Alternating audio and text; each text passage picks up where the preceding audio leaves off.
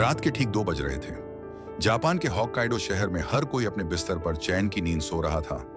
लेकिन तभी जमीन ने करवट ली और फिर जो हुआ वो जापान के इतिहास में दर्ज हो गया। एकदम सन्नाटा था और फिर आया एक भयानक झटका। शहर की इमारतें कांपने लगी, लोग चीखते हुए बाहर भागने लगे।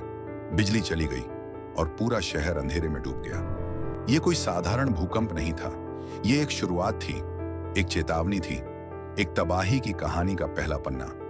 टोक्यो के भूकंप निगरानी केंद्र में लाल बत्तियां जलने लगी। कोजीरो, जापान के सबसे अनुभवी भूवैज्ञानिक, कंप्यूटर स्क्रीन को देखते ही उठ खड़े हुए। उनकी आंखों में डर था और होठों पर सिरा एक शब्द, ये शुरुआत है, असली तूफान अभी आना बाकी है। अगले 7 दिनों तक हर रात हर दिन धरती हिलती रही। हर बार एक नया इलाका हिल जाता, कभी ओसाका, कभी नागोया। लोगों ने अपने घर छोड़ दिए, स्कूल बंद कर दिए गए, ट्रेनें रुकी रहीं, मंदिरों के घंटे तक खामोश हो गए।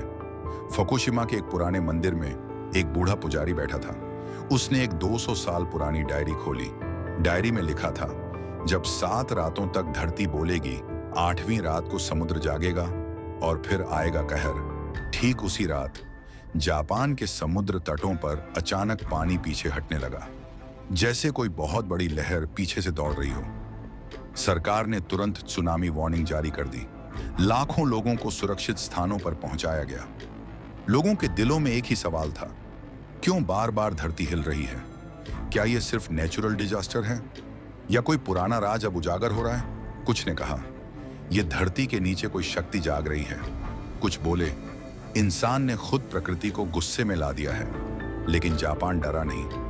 हर झटके के बाद वो और मजबूती से खड़ा हुआ। इंजीनियरों ने टूटी इमारतों को फिर खड़ा किया, बच्चों ने फिर से किताबें उठाई, सैनिकों ने हर मोर्चे पर जिम्मेदारी संभाली। और फिर आया वो झटका। 7.9 तीव्रता, पूरी धरती कांप गई। लेकिन इस बार डर से ज्यादा हिम्मत जिंदा थी।